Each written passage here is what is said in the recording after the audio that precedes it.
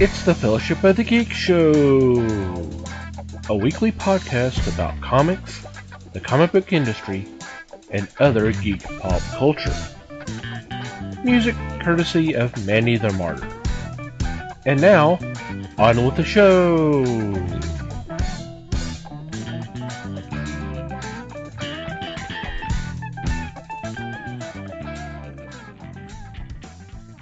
Hey everybody, it's the Fellowship of the Geeks podcast. My name is Thomas Chick, and joining me for this episode is Mike Marlowe. Hey gang. And Les Webster. Hello all. Yay. He has returned. The man, the myth, the legend. And no response.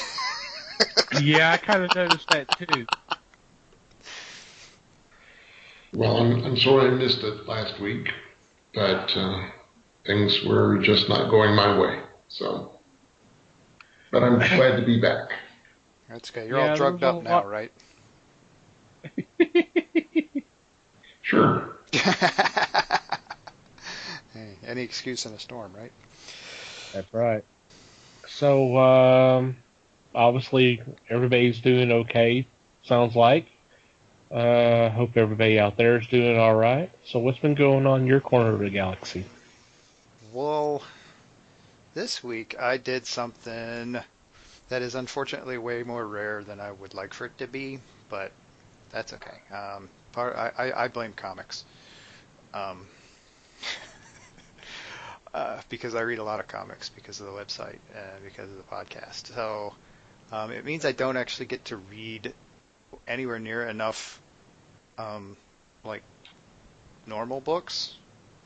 And I'd say that I can't think of a good way to distinguish between like a novel or like a biography or something like that and a comic book. Maybe that's because I read too many comic books. But so anyway, the book I finished this week, which I've been working on for like 2 months, was a book called Outbound Flight, and it's one of the old Star Wars canon books, written by Timothy Zahn, and it was essentially a prequel to the Heir to the Empire series. So it was kind of interesting in that regard. It was we got to get a glimpse of Thrawn's kind of introduction to the Republic, which was, of course, in typical Thrawn fashion, nowhere near as simple as it should have been. But, you know.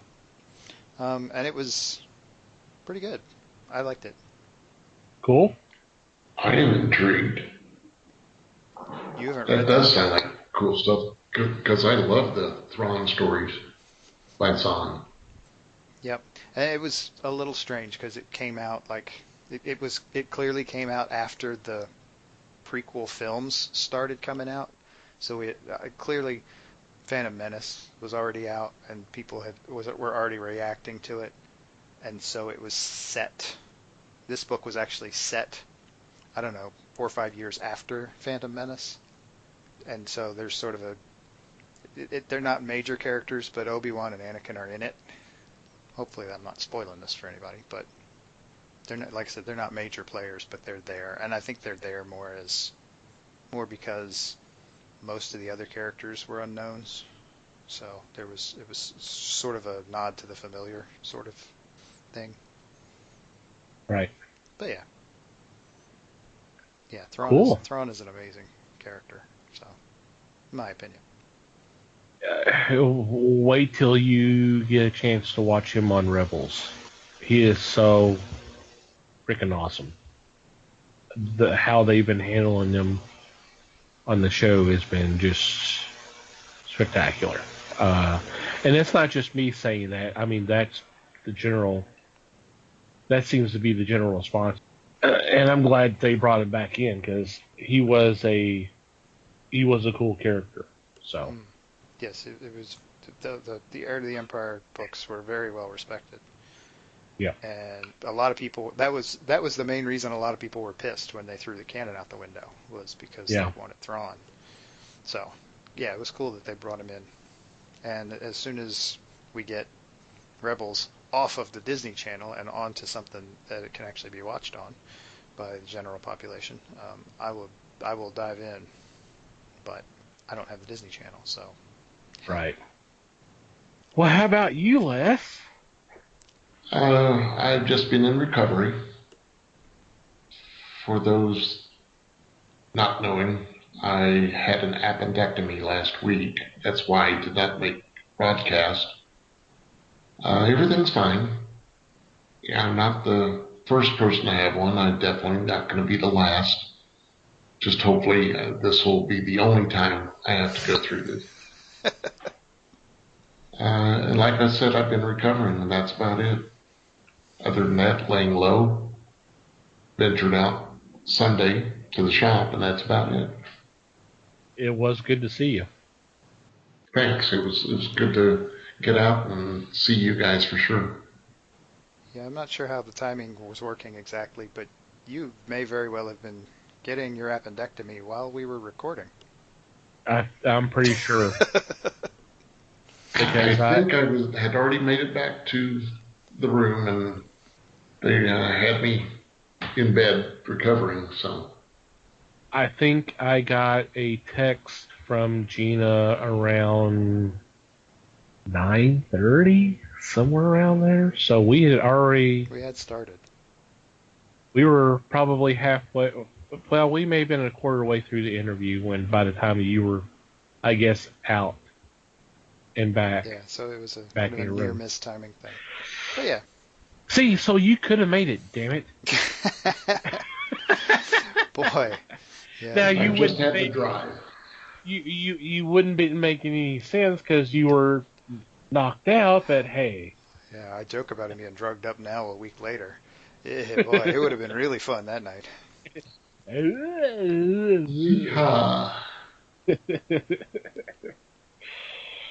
Well, we're glad to have you back. Mm-hmm.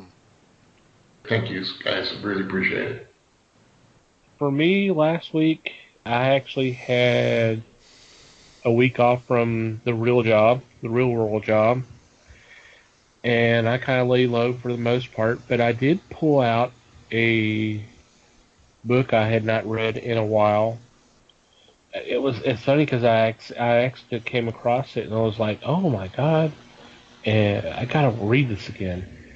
It was a hardcover trade from Marvel called Fantastic Four in Search of Galactus, and I've been just starving for Fantastic Four stuff. So I sat down and read it, and this is actually a collection from issues 204 to 214. This was right around the time, we're talking late 70s or so. So this was about the time I was reading them as a kid.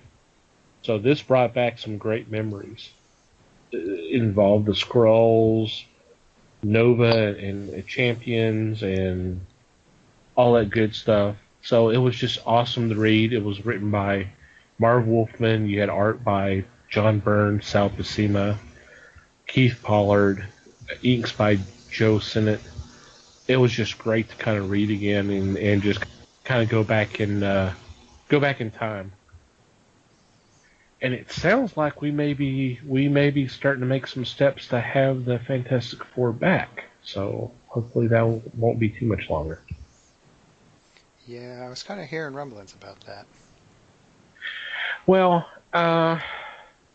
from what I've been seeing, the first clues is there's a new wave of action figures that are going to be coming out, and in that set is an Invisible Woman. Okay, so that's I use that as Exhibit A. It's not a big start, but it's a start.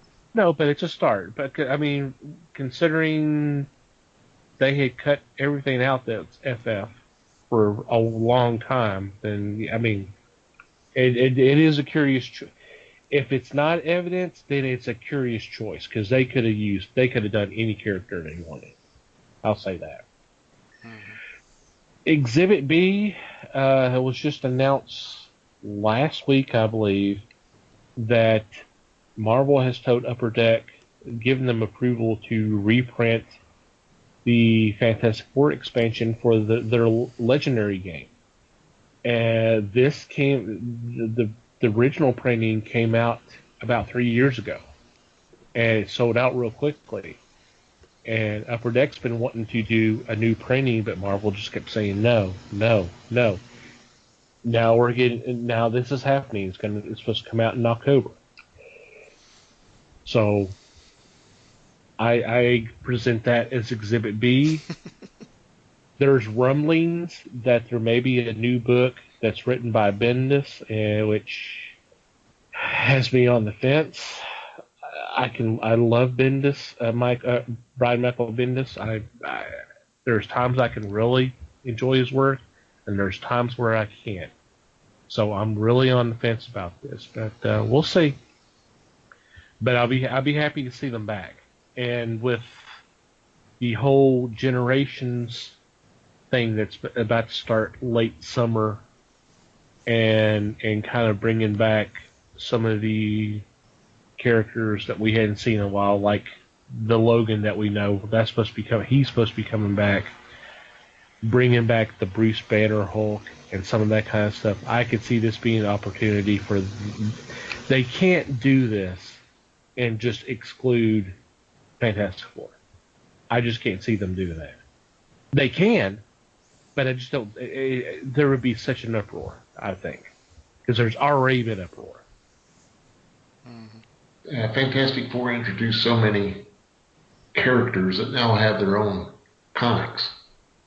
So yeah, I would see I would say they have to get them back into the fold and give them a title and get them up and running again, because they were to me they were one of the big draws for Marvel when it started up.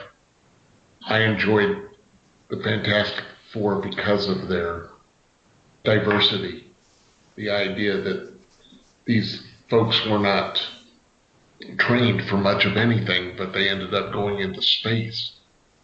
Now I know that the origin has changed so many times. I think it would be a big disservice not to get them back in the fold, give them their own title, and getting up and running again. One of the things about the group, for me, and so I won't speak for anybody else, is they have the great adventures. They kind of can go anywhere with it, whether it's pure superheroes or you can go sci-fi or whatever, that kind of thing. But at central core, it's a family. This was the first family of superheroes. And I don't mean that to a degree, it's literally, but definitely spiritually.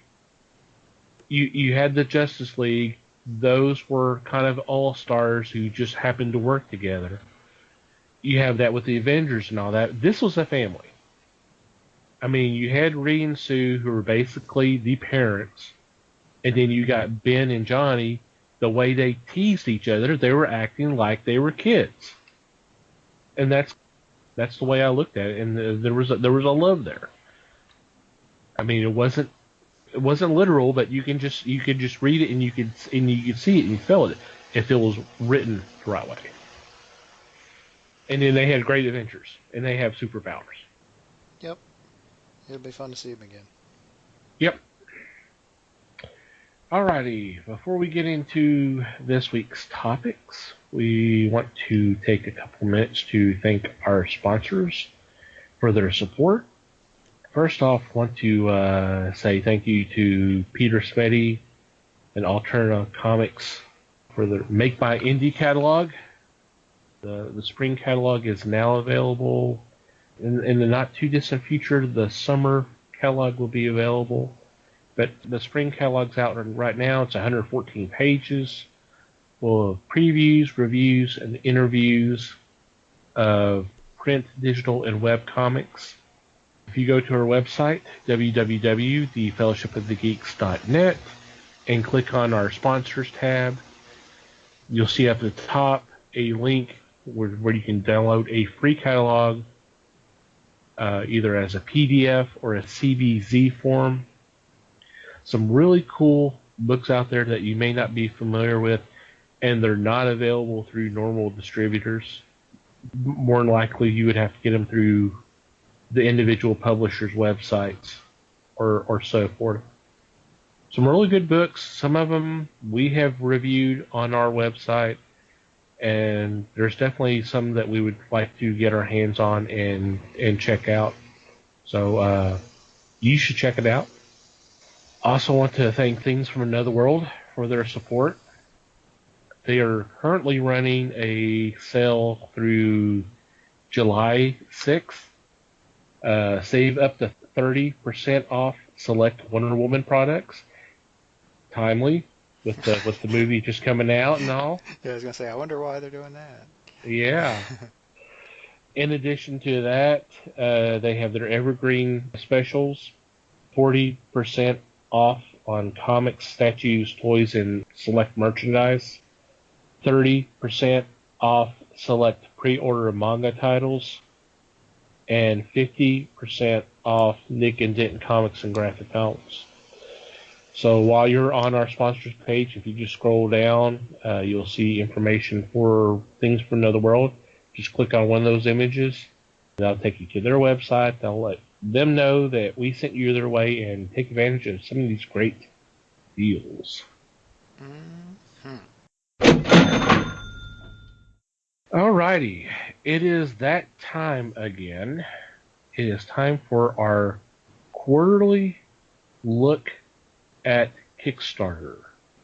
It's hard to believe it's been 3 months since we've done this, although I'm sure Mikey and Les have been checking more often than that, and I know I have. I spent way too much money on Kickstarter.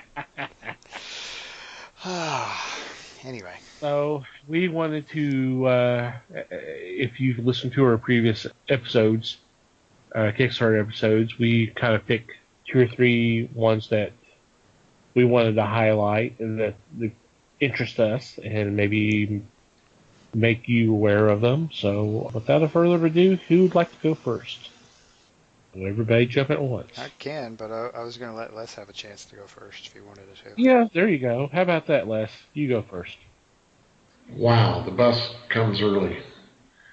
Well, we didn't get a chance last week, so, you know. Well, that's true, too. Making up for the lost time.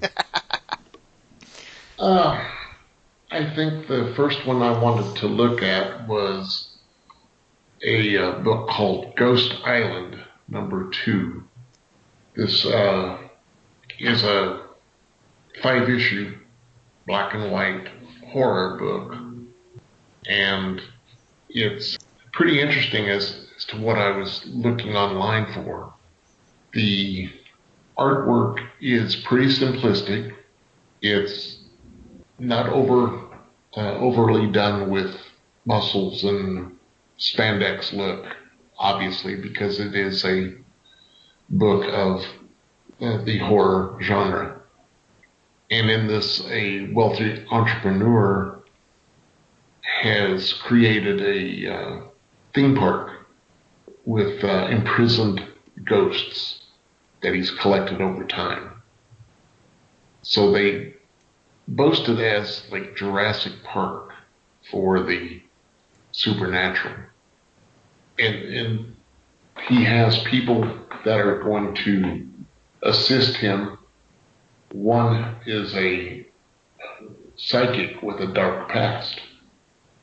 The psychic has to battle his personal demons, as well as looking into the spirit world and exploring the minds of some of the ghosts there. Issue 1 was a Kickstarter, and they're hoping to make their goal.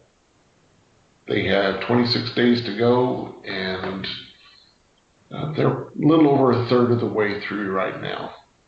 Hopefully this will move forward because, like I said, it's a plot that appeals to me. I'm one of those people that look for crime, supernatural, bête noir, that sort of thing. So I think this one is one of those that would intrigue me. This one is also by some guys across the pond. So this may be the one way that we are able to track this title down. It may be a small run with very limited area for distribution.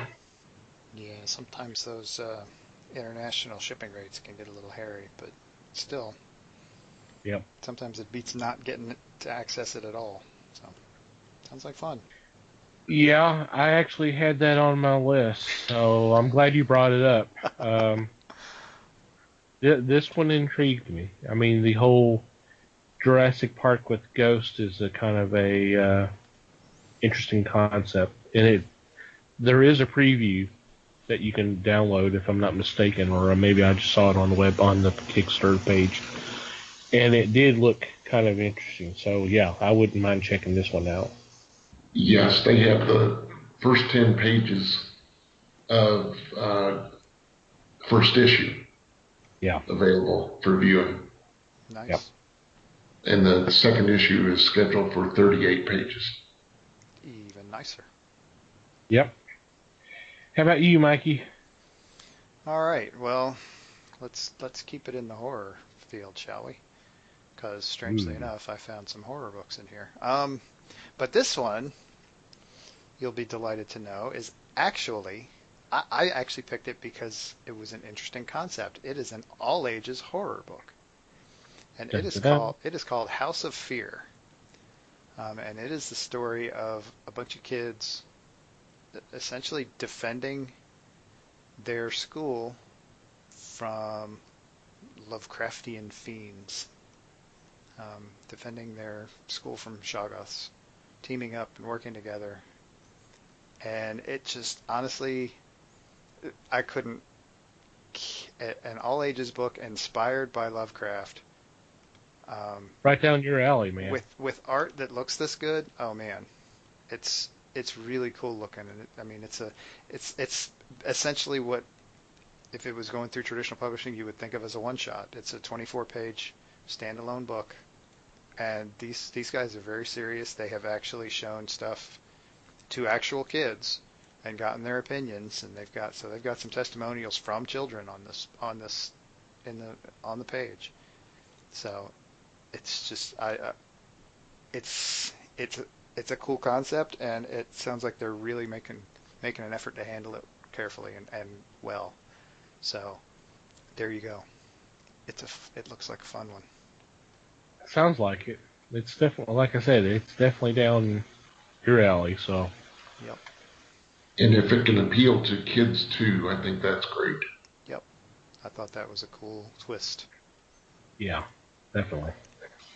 Okay, my first pick is actually going to be a collection. It's a 120-page hardcover called Witches, Trine, Rebirth, and the premise is there's three witches that are devoted to each other, and then they find themselves in a plot that's the goal is to bring about the Antichrist. So they have to use their knowledge and power to stop that from happening. So I've checked out the art. The art looks real good. The preview that you have is good. It sounds like an interesting premise. We've got a definite supernatural bent going at the beginning here. Yeah, it wasn't exactly planning on that, but it definitely happened, and hasn't it? Hey, no complaints here. Yeah. Yeah, actually, Cool. that was one I spotted. It didn't quite make my list, but I did see that one. Yeah. All righty, Les. Well, I'm going to bring the horror / supernatural to a screeching halt. Oh. I am looking at a title, Sentries. It's a futuristic, or maybe not that far in the future, but a look at a conspiracy possible behind the explosion of the Challenger space shuttle. They take one of the characters, an Air Force pilot, and this character finds that her long dead father may have been part of the Sentries, not centuries, but Sentries, which was an alien armada that had been guarding the Earth for millennia. In this one, the character uncovers the truths that have affected the 20th century here on Earth.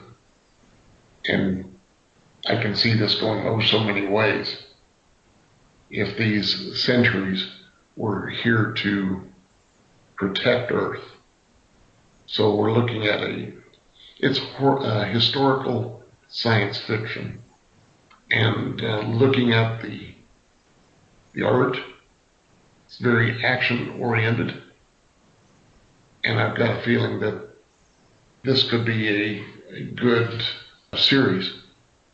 It may be considered a mini-series, but I can see it taking flight, no pun intended, and pushing a great story that much further. I would like to see this one make it and hopefully make it onto either the shelves or at least into my collection. Cool. So it's got a little bit of an X-Files-y bent. Yes. Cool. Interesting that they started with the Challenger thing. That may be considered the failure of the Sentries. Right. Or one of them, anyway. And then expand from that. Cool. Very cool. Mikey. Okay. Well, my next one also ventures away from the horror a bit. This is a little more super spy type stuff, it looks like. But this one is Bloodworth, and this is issue 3 that they're kickstarting right now. And it is the story of a special agent named Brenda Bloodworth, who leads an FBI task force into the memories of various people, and her goal is to uncover a conspiracy that is bent on global mind control. And this is actually done by a reasonably well-established comics writer, Daniel Corey. But this looks really cool.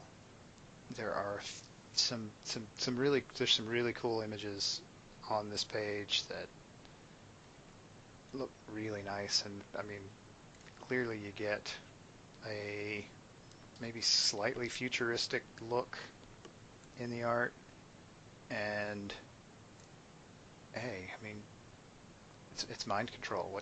How can you possibly go wrong with that, right? Yeah. So yeah, this is, like I said, this is issue 3 of.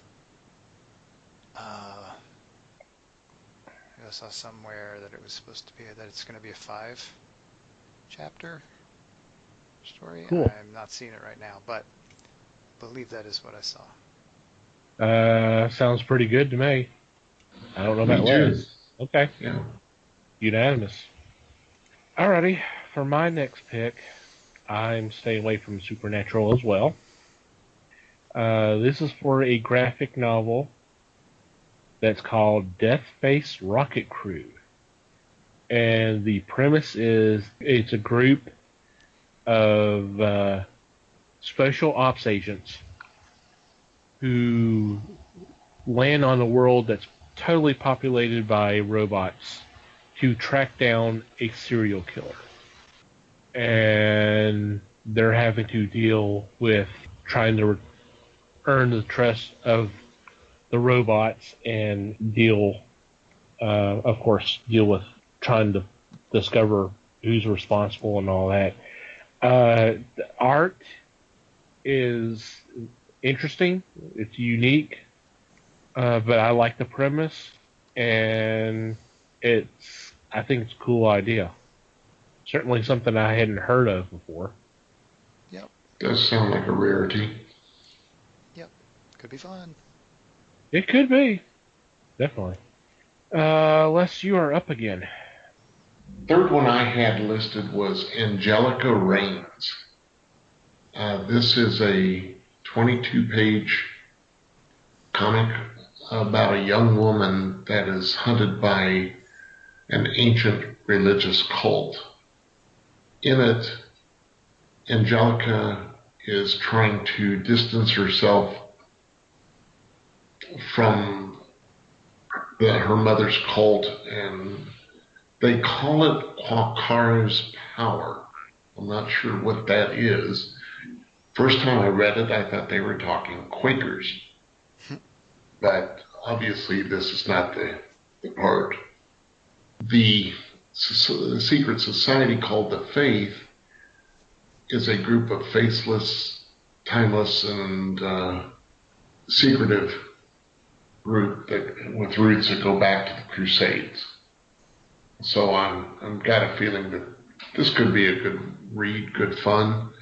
The artwork is similar to, I'd say, J. Scott Campbell, and the artist is able to get emotions across just by the faces that he uses. He can give you an idea of what the feeling is just by the, like I said, just by the emotions on the faces. It's, let me double check. It's a little over halfway with 22 days to go. I can see this one making goal, but the problem I do have with it is their top-notch pledges are all gone already. So, it would have been nice to have been able to get there, and for I think it's $500, you get to have your character, a character based on you, show up through issues 2 through 4. Dang, that's not like a one-time appearance. That's a recurring character. That's pretty cool. Yeah. Very nice. That is cool. Sometimes they'll open up more of those as they go along, so don't give up hope on it yet. Like the higher tier stuff, Yeah. sometimes give it a week and see what happens, because sometimes they'll also sometimes if you chip in at a lower level, they will throw out options for you to up your contribution, and for stuff like that, for extra bennies along the way. So Okay. I'll keep it in mind. yeah. Alrighty, Mikey. All right. For my next choice, I found one that lets me take a major left turn from what we usually do here. I found a Kickstarter campaign which is not for a comic. It's for a comic shop. There are some folks who are opening a comic shop in Odessa, Texas, and they're trying to raise some funds to help them buy some inventory for their new shop. And I thought that was kind of a cool idea. So they're trying to raise $3,000. It's a little slow going, and I suspect this is because a lot of people are thinking, why would I throw in cash for inventory at a shop in Odessa, Texas, when I'm not in Odessa, Texas? It's not quite that simple. I mean, if nothing else, you're getting something for your contribution. They're giving away T-shirts and some comics along the way, depending on how much you're chipping in. And the idea here is to help build a friendly local comic shop. Whether it's in your neighborhood or not, that's the idea. I mean, they seem like nice people. They're definitely interested. The reason they're doing this, the reason they're opening the shop is because there aren't any anymore. They said there used to be 3 different shops in Odessa, and now there's none. And so they're like, well, we live here. We want there to be a comic shop. And so they're kind of reaching out and asking for some help to make that happen, to make it easier on them, and if nothing else, show off their t-shirt making skills. And so I'm like, hey, that sounds cool. It's a nice twist from just buying comics all the time, and it seems like a good cause to me. It does sound cool. I did see that. I actually saw another one as well. So I think there's like 2 different Kickstarters for opening up a shop Yeah, this in one. Odessa. Yeah, the title on this one is Odessa, Texas needs a comic shop. Support the Hive, because the shop is going to be Right. called the Hive Comics. So yeah, it's definitely an interesting idea. What was their target? Target is It 3,000. was only what 3,000? Yeah, and that they're as of recording, they've got 15 days left, and they don't have very much going yet. So I'm not. I mean, hopefully there will be a big push at the end, and it will make it. But right now, I don't know that it looks all that good. But hey, I say good luck to them. Oh yeah, definitely. Yeah, same here. Alrighty, my next choice, if I'm not mistaken, is a follow-up to a choice from a year ago. Ooh. I believe it was one of my choices from before. This is for Black Suit of Death #2. And I believe this just went live within the last day or two, if not sooner. And the premise is, in the first issue, it was mention of a suit that came from another planet that was designed to eliminate the overpopulation problem. Let's just say that. You know, I think I remember you talking about this. Yes. Yeah. And it was sent to Earth.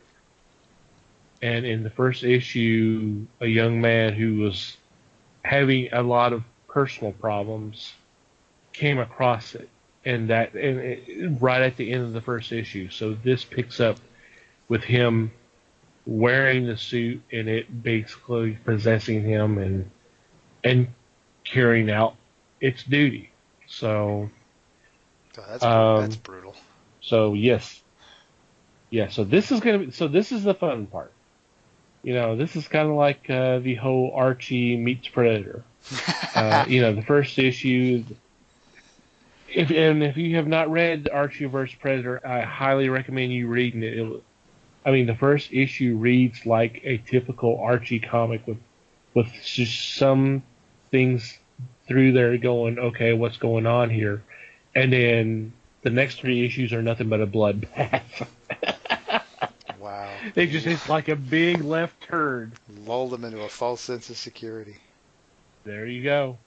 So, yeah, I supported issue 1, and I'm definitely going to support issue number 2. Cool. I'm glad we're getting a second issue, or we're starting to try to get issue 2. Let me say it that way. Right. Hopefully, we'll get issue 2. It'll be interesting to see whether they go the dark route or the noble hero route. It's going to be. They can go different ways with this. They can go the total Jason Voorhees, and he's just nothing but a killing machine, or you figure there's going to be at some point where he has to go, oh my god, what the hell am I doing, and fight to get out of it, and then what do you do with the suit? And try to stop it. Right. Right. Oh yeah, there's lots of fun options there. That's cool. Yeah. Alrighty. Any other suggestions? Those were all good picks. I did see one thing that kind of interested me. Okay. It's called Comic House, the streaming app for discovering indie comics. Oh wow. Okay. Sounds cool. It says a comic subscription app allowing you to discover comics you never knew you loved, supporting independent creators all over the world. This has a target of They've got about $3,700 of a $5,800 goal with 9 days to go. And I think it's kind of interesting that they're going to open the doors to so many titles. They tell you that it is different from Comixology because it is for the independent comic community. So it is bent more towards that. And I tip my hat to them. This is a great idea. This way, the underappreciated or those that are not known because they're not a big publisher are getting to step forward. Nice. Awesome. We're all about supporting things that promote indie comics around here, so that's a good one. Alrighty. Mikey, you have another one you would like to mention? Yeah, all right. I stumbled across one by a publisher called Beehive Books. And essentially what they've got here are 3 different titles that are illustrated by well-known artists. The first one they listed is a version of Algernon Blackwood's The Willows, illustrated by Paul Pope. Yeah, then we have The Fairy Tales of Oscar Wilde, illustrated by Yuko Shimizu. And the one that actually caught my eye was H.G. Wells' The Island of Dr. Moreau, illustrated by Bill Sienkiewicz. Ooh. Yeah. Got my attention. Like I said, caught my eye. Yeah. This is actually very near the end. By the time this goes live, there will only be like 5 days left, and it is way, way past made goal. So you can do variations. You can get a digital version of any one of them. You can get a hardcover, 9x12 hardcover, and the images they have look really pretty. And then there's slipcase editions, and it just keeps going on and on and on. You can get combinations of the 3. Yeah, and they're really pretty, really pretty. So it's worth taking a look at if you've got some cash to drop on a really nice illustrated, really, really nicely illustrated version of any of those books. Very nice. I'm impressed. Yeah. Illustrated classics by Pope, Shimizu, Alrighty. and Sienkiewicz. Yeah, exactly. And we'll link these in the show notes. Right. I have one as well. I'm kind of surprised. I don't know if Les might have missed it here. It's already met goal with, as of recording, 25 days to go. Dang. So you're already guaranteed to get the book. It is going to be for issue number 24 of Mr. A by Steve Ditko. Apparently, they have been doing these books via Kickstarter, and this is actually going to be written. It's Robin Snyder's involved as well, but Mr. A, God, just looking at the cover, Ditko has not lost anything. It looks really good. It looks like it's classic Ditko. If the name's kind of ringing the bell, but you're not really can't visualize, we're talking early Spider-Man. He basically he co-created Spider-Man. He co-created Doctor Strange. Help me out, Captain Atom. Les, right? Captain Atom? Yeah, Shade the Changing Man. Changing Man, Creeper, just a lot of characters, a ton of characters. The Question. So he's still going. Wow, cool. And like I said, this one's already met go with at least another, as of recording, 3 weeks to go. Wow.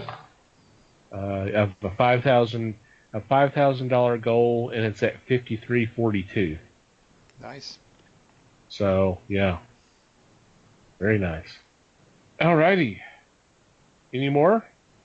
I'm tapped. I'm good. I Okay, mean, that's fine. there's a ton more stuff Go out ahead. there, of course, but you know, Oh, God. we can't. Of course. We can't do this all night. Jeez, you people should go get on Kickstarter and search them up. Yeah, that's basically what I was about to say. Is don't just take our word for it. Go ahead and check it out yourself. Right, and they go. I mean, when you go to do the search, they have a comics section, and there's a ton of stuff there. We could almost do this every week. I mean, it might get a little sparse at some point, but yeah, I mean, doing this quarterly, I like doing this quarterly because I like getting some of these different names out there. But there's more stuff than we could ever talk about in an hour-ish long show. Yeah, easily. Alrighty, so go check it out. When we come back, we will have our weekly picks.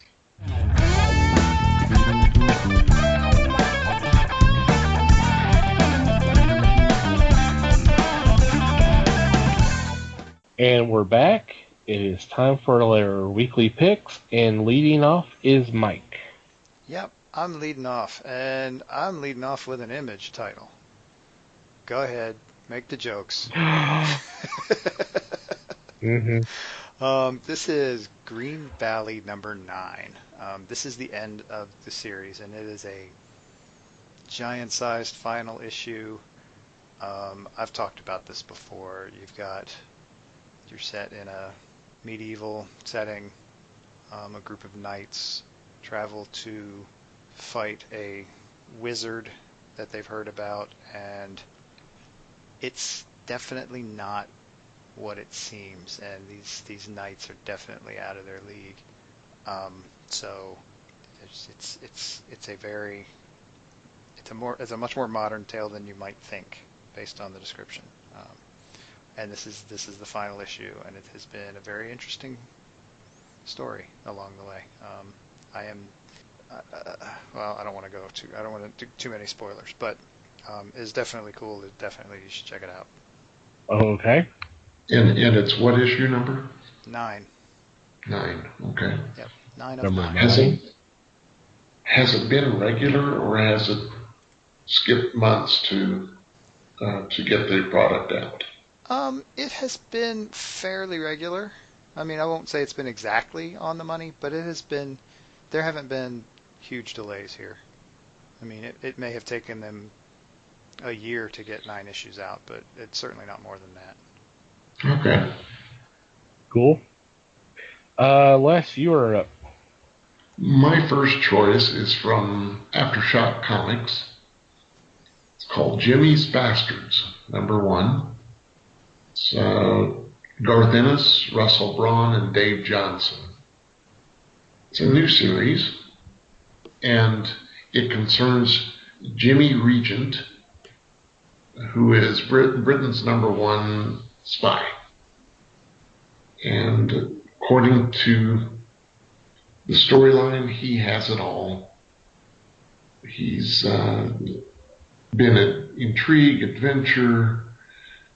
Something I like to see is a license to shoot whoever he likes. And he has beautiful women all around him. He now has a new partner who isn't quite as impressed with Jimmy as all other women are. Obviously, that means that his new partner is female. And in this story, we're going to find out about Jimmy's romantic conquests and how the results keep coming about in the worst possible ways. Like I said, this is by Ennis, which you can I would say it's going to lean toward the boys, but I wouldn't doubt that there is a touch of Preacher in this series too. I don't know that it's a limited series, but either way, I'm ready for this. Yeah, I'm interested in checking this one out as well. Sounds like fun. Alrighty, I'm up next, and for my first choice, kind of going on the fun side with Legion Superheroes Bugs Bunny special from DC Comics. We are getting a second wave of the Looney Tunes DC team up, and in this one shot, the Legion thought they were bringing Superboy into the future because, as readers of the Legion knows, that Superboy and Superman was the inspiration for the team. But their visitor was not Superman or Superboy. It was actually Super Bunny, Bugs Bunny's superheroic identity. So this should be it should be a fun little romp. You can imagine how Bugs would respond to the situation. Oh yes, yeah. So it should be cute. Yeah, this should be fun, just like the crossovers that DC did a few months ago with Hanna-Barbera characters. Yep. Yep. Mikey, you are up again. I'm up again. And my next pick is a Dark Horse book, and it's also another book that I've talked about in the past. This is issue 5 of Shadows on the Grave, which is the latest Richard Corbin venture. It is a little more anthology-like in its style than some. Well, I mean, a lot of the stuff he's done in the past has been anthology, but so there's several different stories, including a couple of ongoing ones. In this is, I believe, intended to be an 8-issue series, and Corbin has what you might call a striking artistic style and a very interesting mind. His horror stuff is really, really cool. If you have not checked him out, this series would be a really good place to do that to begin with. There's some fun stuff going on in here. Cool. They are including, what is it, Danask? Danaeus? Is that? Yeah, Danaeus, thank you. Which is, yeah, I mean, and it's not a traditional horror type thing. It's almost more fantasy. So, kind of a cool twist. And yes, he is intended to be a descendant of Dan, who was the character in his story from the Heavy Metal movie. Yes. So yeah. Alrighty, Les. Number 2 pick for me is Normandy Gold, number 1. This is a crime story from Titan Comics, brought to you by Allison Galen, Steve Scott, and Cody Chamberlain. This intrigues me on a couple of levels. 1, it is a crime story, and 2, can be determined by their write-up about it. It's Normandy Gold is the sheriff who finds her younger sister at the center of a brutal murder case.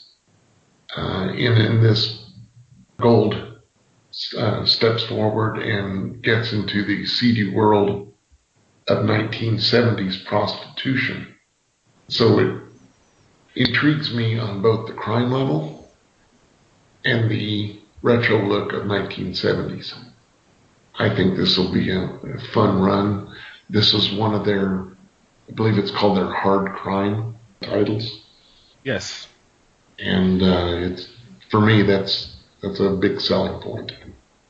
Yeah, they've been doing some interesting stuff under that sort of subtitle thing, that line. So far the book's been good. Mm-hmm. I've enjoyed the ones I've read. Me too. Yeah.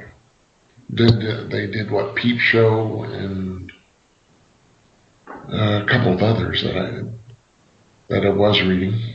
Yeah. Unfortunately, they've run their course. Yep. This should be interesting. My next choice is from Action Lab, and this is actually of Entertainment, not their Danger Zone imprint. It is Kid Sherlock #1. It was written by Justin Phillips with art by Sean Miller. And essentially it is Sherlock Holmes and Watson as kids in elementary school. Which be cute with him going around saying elementary. I'm sure there's going to be some jokes that are going, yes, that's where we're at, this elementary school. Yes, very good. It looks cute from what I've seen of the art, and I think it's got a chance of being a kind of cute little series. I don't know if it would be ongoing or a limited run, but I definitely want to check it out. It's an interesting twist. Yep. I'm looking forward to this one too. Alrighty, Mikey. Okie dokie. I guess you could call it honorable mention, is, I just realized, another Image book. The title of this book is Winnebago Graveyard. This is a book put together by Steve Niles and Allison Sampson. And I'm not going to lie, I was pretty much sold with that. I was going to read this book. I don't care what the story is. But the story is a family traveling on vacation is going to find themselves stranded in a small town with a sinister secret. And yes, I'm reading some of that, but off of the synopsis that I was given. But like I said, I was sold with Steve Niles, and I'm looking forward to seeing some of Allison Sampson's work again. And that's mine. Yes, this is our honorable mention round. I apologize for not mentioning that. Yeah, that one I'm very interested in checking out. It's Steve Niles. You know what you're going to get. You know, you're going to get a nice little horror story, or a suspense story. So this kind of cool premise. So we'll see where we go from there. Yep. Alrighty, Les, do you have an honorable mention? I do. They're coming out with Volume 5, The Vanishing Tower, of the Michael Moorcock Library. This is one of Moorcock's famous characters, Elric, Lord of Melniboné, and it's presented by Roy Thomas and Jan Duracima. I don't know if you guys have delved into Moorcock's work, but it's fascinating fantasy. And he established Elric, and it ran for multiple novels. Each was as intriguing or more intriguing as the previous. The groups that have done the transition have been great. This was done by Marvel Comics group with Thomas and Duracima. I can't recommend this highly enough. This is just good solid read. And if you can go back and find the earlier volumes, it'd be a great time to jump on. Hopefully, I know by reading the first issues of Elric in comics, I went and picked up the novels. It had that much of a draw. So hopefully somebody out there will do the same. Yeah, see, I'm actually more familiar with the novels than I am the comics, because Moorcock is a fantasy mainstay. I mean, from way back. So I am definitely curious. Given the creators involved, I did not realize that folks like that were doing this, and so I am definitely interested now. You sold me. Dun, dun, dun. Cool. I have an honorable mention as well, and I am going the Image route as well. Dun, dun, dun. First issue of Kill the Minotaur. written by Chris Pesaletto. Pesaletto. I know I butchered that, and I'm sorry. And Christian Cantamessa, with art by Lucas Kettner and Jean-Francois Bellew. The premise is Athens has lost a war to Crete. Now they must pay tribute by selecting their best citizens to go through a labyrinth where obviously a Minotaur is located. And so we're going to be following one particular person who has to venture down this unfortunate path. And I have seen an ash can of this, and I dug what I saw. So I'm very, very intrigued and excited about checking this book out. I only see this being a limited run. Obviously, I would think. I mean, I can't see how you can go too long with it, but hey, you never know. Because at some point you got to kill the Minotaur or not, right? You'd think. I mean, I'm sure it died somewhere along the line. Right. So, but we'll see. I think it looks good, and I like the premise, so definitely gonna check it out. Yep, this one's on my radar too. Alrighty. Any special mentions this week? I have one, if I may. Go for it. Thanks for that. America #4 is coming out. This is by John Hughes and Ali Garza. It's a superhero comic by Overground Comics. The reason I want to bring this up is Overground is being picked up by American mythology.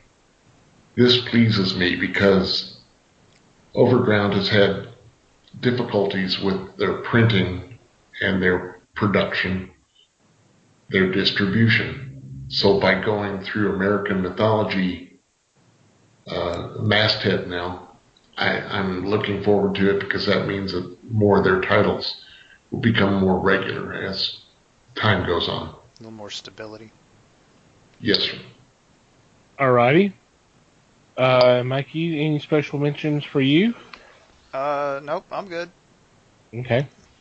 We'll go to our traditional shout-outs then.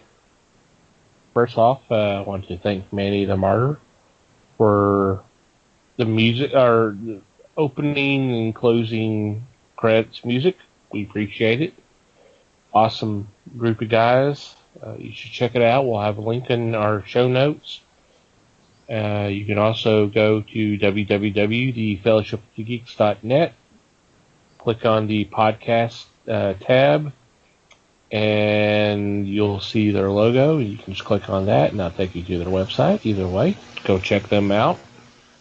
Secondly, we want to thank the awesome men and women of the Podern family group on Twitter who retweet other people's other podcasters' links of episodes. They've been so nice to spread the word of the fellowship, and we've done our darndest to return said love. We thank them so very much.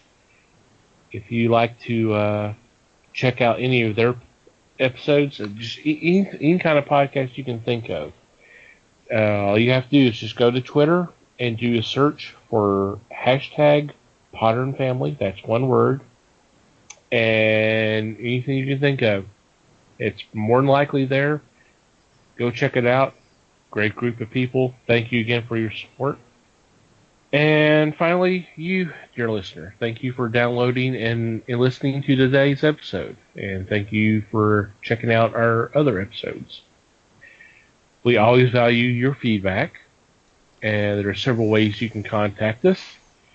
You can either go to our website, once again, that's www.thefellowshipofthegeeks.net, and click on our About Us tab. There's a form there that you can fill out that we will get. Or you can just shoot us an email at thefellowshipofthegeeks.net, and we will get it and respond as soon as we can. You can also follow us on social media. We are on Facebook, The Fellowship of the Geeks, all one word. Obviously, we are on Twitter, at Fellowship Geeks. Feel free to follow us on either or both. And if you'd like to do a message to us, that would be awesome. Mikey has his own personal Twitter account, at Mikey Geek. I have one as well, at TomTCGeek. Feel free to follow us and just say, hey, love the show or whatever, and we'll respond to you in kind. And wherever you download our episodes, whether it's through iTunes, Google Play, Stitcher, or just listen to us on YouTube. We are available on YouTube as well.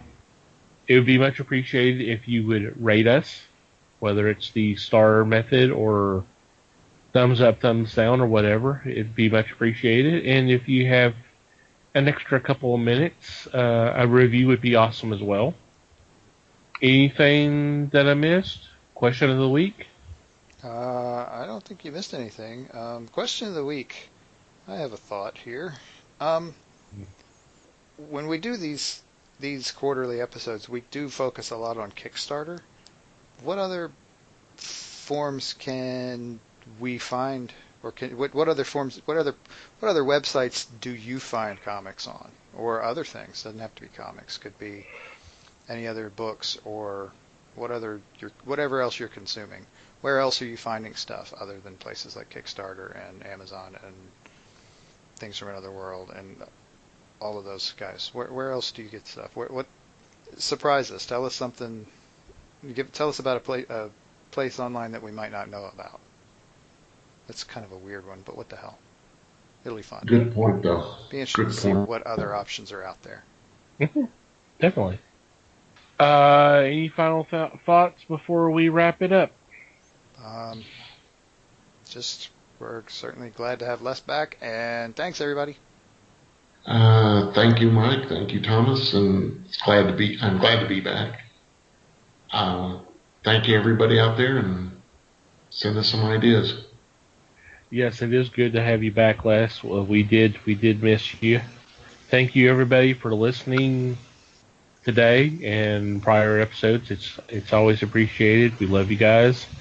Yes, any kind of feedback, it's much appreciated. I will bring up, I mentioned it last week, and I'll start pushing it. We'll start pushing it on social media.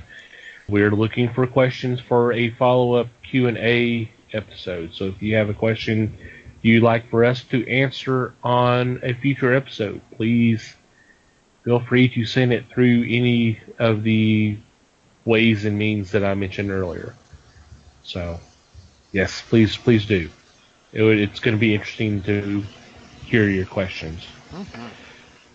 So, guys, thank y'all very much. And until next time, read more comics and support your local stores.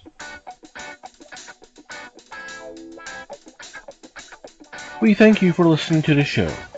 Comments, suggestions, and questions can be sent to email at thefellowshipofthegeeks.net. You can follow us on Facebook at The Fellowship of the Geeks and on Twitter at Fellowship Geeks.